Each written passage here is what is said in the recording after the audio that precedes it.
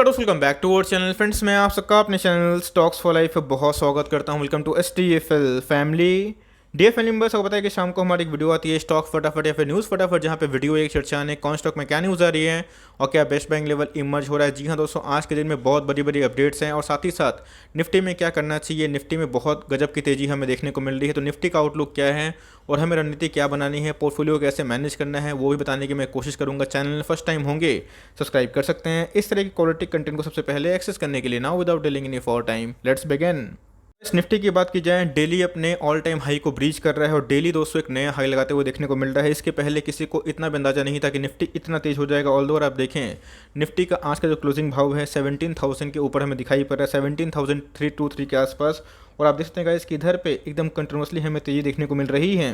सबसे पहले तेजी की वजह समझिए, उसके बाद हमें डिसाइड करना है क्या। ऑल्दो अगर आप देखें तो निफ्टी का जो वैल्यूएशंस है वो काफ़ी महंगा हो चुका है, लेकिन दोस्तों को पता है कि ग्लोबल क्यूज बहुत ही सपोर्टिव है।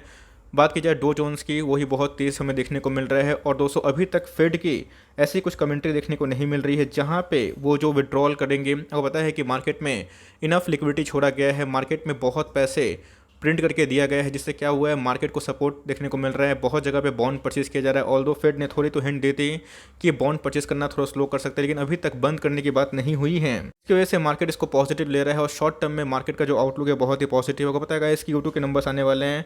ऐसे बहुत सारे स्टॉक्स हैं जिनके नंबर्स अच्छे आने की उम्मीद है, क्योंकि लास्ट टाइम कोविड की बात की जाए उनके बिजनेस बहुत ही इंपैक्टेड देखने को मिले थे। लेकिन अभी की बात की जाए तो कोविड का जो वार्ड है वो धीरे धीरे कम हो रहा है, वैक्सीनेशन का प्रोसेस फुल ऑन ड्राइव पे है, जिसकी वजह से Q2 के नंबर्स अच्छे आएंगे और मार्केट इसको पहले से ही फैक्टर इन करने की कोशिश कर रहा है। ये दोस्तों कभी ये मार्केट ऐसे नहीं भागता है, उसको गिरना ही होता है।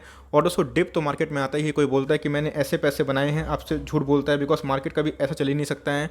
मार्केट में दोस्तों डिप जरूर आते हैं। तो ऑल्दो अगर आप देखें तो इधर पे बल्क निवेश करना एकदम गलती होगा। पोर्टफोलियो अगर आप बनाएं तो मेक श्योर दोस्तों आपके पास पैसे ऑफकोर्स होने चाहिए, बिकॉज मार्केट में कभी भी नेगेटिव न्यूज़ आएगी तो भाई मार्केट जरूर गिर सकता है। तो क्या इसकी वजह से निवेश ना करें, ऑफकोर्स ये गलत बात है। मार्केट में अच्छे स्टॉक जिसके बिजनेस सही है, जिनके अंदर ग्रोथ दिखाई पड़ रहा है, स्टॉक स्पेसिफिक अप्रोच रखिए।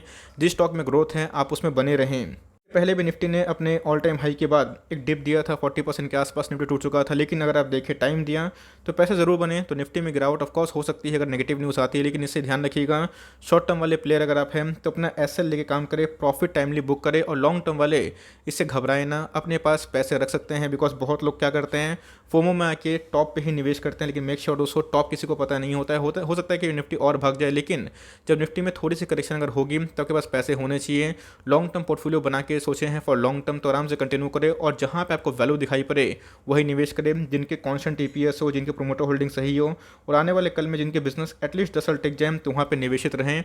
और शॉर्ट टर्म वाले अपना टारगेट को धीरे धीरे चाहें तो अपना एसएल लेके बुक कर सकते हैं। अगर आप देखें तो एक्सिस सिक्योरिटीज़ की बात की जाए, दिसंबर तक दोस्तों इनका टारगेट है 17,700 के आसपास और इनका कमेंट्री में पढ़ रहा था। इन्होंने बहुत सारे स्टॉक्स को पिक भी किया है, मैक्सिमम 216 में से 9 स्टॉक STFL के टॉपिक है जो मैं रेगुलरली कवर करता हूं। तो ऑल्दो मैं इसके ऊपर वीडियो बनाऊंगा, लेकिन ध्यान रखिएगा हमेशा मार्केट ऐसे नहीं भागेगा, एक डिप जरूर देगा। तो अच्छे स्टॉक चाहे वो स्मॉल कैप हो, मिड कैप हो, लार्ज कैप हो, जिसमें ग्रोथ है उसमें बने रहें।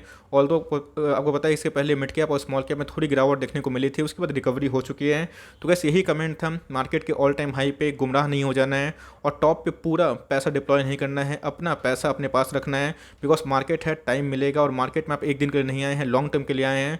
और अगर फुली इन्वेस्टेड हैं तो मैं एक ही बात बोलूँगा कि अच्छे स्टॉक में निवेशित रहें, तो कोई डरने वाली बात नहीं है। यही मेरी आउटलुक थी निफ्टी को लेके। मैंने बताया कि निफ्टी तेज क्यों है, मार्केट में बहुत ही एम्पल ऑफ लिक्विडिटी है, लेकिन ये कब हटेगा किसी को नहीं पता। तो भाई अभी तक मार्केट में एंजॉय करें, लेकिन यस टॉप पे फुल पैसा डिप्लॉय नहीं करें। ऑल्दो चलिए फटाफट अब न्यूज़ पे डिस्कस करते हैं। 1:2 का बोनस हमें, सॉरी माफ करिए दोस्तों, 1:2 का स्पीड हमें देखने को मिल रहा है किसमें, स्टील स्ट्रिप्स लिमिटेड में। और पता है कि स्टील वाली कंपनी हमें देखने को मिलती है, तब कॉस्ट पिछले कुछ समय से स्टील के सारे स्टॉक्स बहुत ही पैसे बनाए हैं और इसका जो भाव है 1800 के आसपास दिखाई पड़ रहा है। तो अगर आप चार्ट देखें, चार्ट से समझ में आ जाएगा क्या गजब की रैली देखने को मिल रही है। तो मैं एक ही बात बोलूँगा कि इसको अवॉइड करें। ऑल्दो एक्सिस की बात की जाए, एक्सिस म्यूचुअल फंड उन्होंने माल उठाया भी है और एक्सिस सिक्योरिटीज़ की बात की जाए तो उनका टारगेट 2200 के आसपास है। तो मेरे हिसाब से गाइस स्पीड अगर आपको लेना है तब चाहें तो HAL में निवेश कर सकते हैं, अपना स्टॉप लॉस लेके लॉन्ग टर्म निवेश की लाइक मैं राय नहीं दूंगा, लेकिन HAL में दोस्तों अपना स्टॉप लॉस लेके मैंने आज के दिन वीडियो बना दी है, आप चाहे देख सकते हैं, उसमें स्विंग ट्रेड ले सकते हैं। लेकिन इन सब स्टॉक को अवॉइड करें। स्टील वाले जितने बिजनेस हैं वो काफ़ी अच्छा कर रहे हैं, लेकिन याद रखिएगा इनका जो बिजनेस होता है एक साइक्लिकल होता है। तो मेरे हिसाब से कंपनी छोटी है, 2000-3000 करोड़ के आसपास की मार्केट कैप है और ये 1:2 का स्पीड दे रही है, तो भाई इसमें जाना नहीं है और इसको अभी के टाइम अवॉइड करें। अगर आप लिए हुए हैं तो मर्जी आपकी, आप चाहे तो कंटिन्यू भी कर सकते हैं। इस भारतीय एयरटेल की बात की जाए, ऐसे बहुत सारे ब्रोकर्स काफ़ी बुलिश दिखाई पड़ रहे हैं और भारतीय एयरटेल की बात की दोस्तों तो आपको हमने स्विंग ट्रेड दिया भी था और हमारा टारगेट हिट भी हुआ था। उसके बाद आपको पता है इधर पे राइट इशू को लेकर एक बहुत बड़ी अपडेट आती है, उसके बाद शेयर प्राइस गिरता है और फिर से एक तेजी देखने को मिलती है। आज के भाव की बात की जाए तो हमें 1.5% के आसपास गिरावट देखने को मिल रही थी। कंपनी एज अ कंपनी बहुत ही अच्छी दिखाई पड़ती है, स्ट्रॉन्ग FIS और DIS की होल्डिंग, लेकिन अगर आप देखें तो over the long period of time इसने कुछ पैसे नहीं बनाए हैं। ये सब दोस्तों स्टॉक जो होता है स्विंग ट्रेड के लिए होता है, तो लॉन्ग टर्म इस भाव पे बिल्कुल भी निवेश नहीं करिएगा। टूटता है, नीचे आता है 600 के आसपास, तो वहाँ पे अपना SL लेके स्विंग ट्रेड प्लान कर सकते हैं, लेकिन ये गिरने का वेट करें और लिए हुए हैं लॉन्ग टर्म निवेश के पर्पज से तो अपने SL लेके काम करें। बट मेरे हिसाब से गाइस ये सब स्टॉक लॉन्ग टर्म के लिए सही नहीं होते हैं, बिकॉज काफ़ी वोलेटाइल होते हैं। ऑल्दो इनके पास काफ़ी डेट देखने को मिलता है, लेकिन कंपनी कैश रिच है, अपना कैश भी जुटाने की कोशिश कर रही है। तो राइट इशू की बात की जाए तो बहुत लोग पूछ रहे थे क्या सर मैं निवेश करने वाला हूँ, नहीं मैं अपने साइड से निवेश नहीं करने वाला हूँ, बिकॉज इन सब स्टॉक में मैं काफ़ी स्विंग ट्रेड एग्रेसिवली करता हूँ, लेकिन लॉन्ग टर्म के लिए अभी भी मुझे अनुकूल दिखाई नहीं पड़ता। IRCTC की बात की जाए काफ़ी तेज हमें देखने को मिल रहा है और आज के दिन भी हमें 1.5% के आसपास तेजी थी। प्रीटी मच श्योर आप तक ये खबर पहुँच गई होगी कि IRCTC अब क्रूज बुकिंग भी करेगी। दोस्तों नेवर सेल की कैटेगरी वाला स्टॉक है, मैंने आपको बहुत बार बताया है, पता नहीं क्या क्या बुक करेंगे, हो सकता है दोस्तों कल ये चंद्रयान को भी बुकिंग करने लगे। जोक्स अपार्ट, तो एनीवेज कंपनी फंडामेंटली बहुत ही अच्छी है और मुझे लगता है कि लॉन्ग टर्म में ये आपके पोर्टफोलियो को बहुत चार चांद कर देगी। तो अगर आप स्प्लिट का वेट कर रहे हैं तो वो भी सही स्ट्रैटेजी, बिकॉज स्टॉक बहुत भाग चुका है। मुझे 6 से ज़्यादा 2200 के लेवल पर गाइस मैंने गला फाड़ फाड़ के बताया था आप इसमें निवेश कर सकते हैं, बट कोई दिक्कत वाली बात नहीं है। मार्केट है, चेस नहीं करना है, निकल गया कोई दिक्कत वाली बात नहीं, लेकिन लिए हुए हैं तो इन्जॉय करें और चाहते हैं तो अब मैं बोलूँगा दोस्तों अपसाइड इधर से बहुत ही लिमिटेड है, लेकिन आप चाहें तो स्प्लिट के बाद अपना कॉल ले सकते हैं, लेकिन स्प्लिट के बाद मुझे लगता है कि मस्ट बाय कंपनी बन सकती है। बात की जाए फार्मा की, एक शानदार कंपनी हमारा पोर्टफोलियो का स्टॉक है। स्टॉक का नाम क्या है दोस्तों, लॉरस लैब लिमिटेड, और बहुत ही अच्छा ग्रोथ कंपनी ने मेंटेन किया, लेकिन पिछले कुछ समय से एक रेंज बाउंड है 652 के आसपास ट्रेड करता हुआ दिखाई पड़ रहा है। बहुत ही शानदार कंपनी है और इधर पर अगर आपने देखा होगा मैंने इसके पहले भी इसको कवर किया था, उसके बाद स्टॉक में काफ़ी तेजी आई थी, गिरावट भी आई थी। ऑल्दो अगर आप देखें तो मार्केट कैप 35,000 करोड़ के आसपास है और इंडस्ट्री पी से सस्ता देखने को मिलता है, अपने पीयर से भी काफ़ी सस्ता है। तो मेरे हिसाब से लॉन्ग टर्म निवेश अगर आप सोचते हैं फार्मा वाली कंपनी पे तो जी हाँ दोस्तों बेशक इसमें निवेश कर सकते हैं। 630 और 620 के आसपास आ गया तो बहुत ही शानदार बात है। और बिलो 600 एक सुपर बाई है, लेकिन लिए हुए हैं तो कंटिन्यू करें। मैंने बहुत सारे कमेंट्स के साथ लॉरस लैब में करना क्या, करना कुछ नहीं, होल्ड करना है। कंपनी फंडामेंटली अच्छी है, हमेशा स्टॉक नहीं भागता है। इसके पहले स्टॉक ने बहुत ज़्यादा पैसे बना के दिए थे, तो टाइम लगता है, एक डिप दे सकता है, लेकिन उसके बाद स्टॉक में रैली आएगी, बिकॉज लॉन्ग टर्म में इनके बिजनेस ग्रोथ काफ़ी अच्छे हैं। तो इसका लॉन्ग टर्म होरिजन रखिए और फार्मा से अपने स्टॉक पोर्टफोलियो में इसको 5% से वेटेज मत दीजिएगा, अदरवाइज कंपनी बहुत ही शानदार है, आप आराम से कंटिन्यू कर सकते हैं। PVR की बात की जाए, बहुत लोगों ने बोला कि सर बहुत ही अच्छा बाइंग लेवल दिखाई पड़ता है, 2021 का स्टॉक है, मिल आपको रहा है 1337 के आसपास, तो क्या इसमें निवेश बनता है?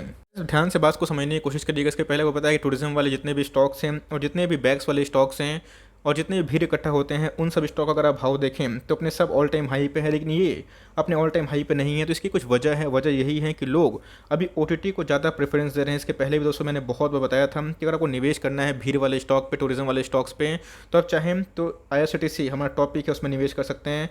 बात की दोस्तों मैंने इसके बाद बताया भी था VIP इंडस्ट्री पर आपकी अच्छी खासी नज़र होनी चाहिए और दोनों स्टॉक ने अपना फ्रेश हाई भी लगाया। तो मेरे हिसाब से आप देख सकते हैं कि अभी भी अपने ऑल टाइम हाई से बहुत कम है, क्योंकि अभी तक दोस्तों कोई अच्छी मूवी रिलीज़ नहीं हुई है। 15 अगस्त में चला गया, बड़े मूवीज़ रिलीज़ नहीं हो रहे हैं और मार्केट में जब तक अनसर्टिटीज़ होगी दोस्तों बड़े मूवीज़ अभी रिलीज़ नहीं होंगे, जिसका बजट बहुत ही हाई होता है और बड़े मूवीज़ गाइस अभी के टाइम में OTT को प्रेफर कर रहे हैं। तो मेरे हिसाब से अभी के टाइम में अवॉइड करें। एक बार ट्रेंड चेंज होगा, डेटा सामने आएंगे, अगर फिर से रिकवरी होती है तो सही होगा, अदरवाइज मुझे लगता नहीं है कि इस लेवल पे इसमें अभी वैल्यू दिखाई पड़ती है। मुझे लगता है कि डिप आएगा तो सही है, बट अभी की बात की जाएगा इस समय इसको अवॉइड करना पसंद करूंगा।